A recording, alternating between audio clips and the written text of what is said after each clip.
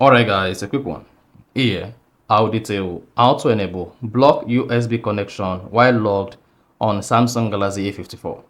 So if you have the Samsung Galaxy A54 in the A series and you want to block the activities of USB connection while your Samsung A54 is locked, then here's a video for you. So if at the end of this you found this offer informative, please don't forget to like and then subscribe.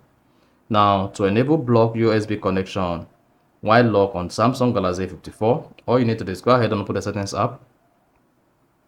On the settings page, scroll down, locate and click on privacy and security. Or security and privacy.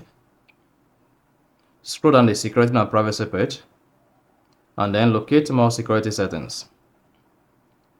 Under more security settings, scroll down. It should say block USB connections while locked. If this is disabled, go ahead and enable it to protect your data, prevent USB devices from connecting when your phone has been locked for more than 1 hour. So turn this on and then you're good. So that's all you need to do when you want to enable block USB connections while locked on Samsung Galaxy A54.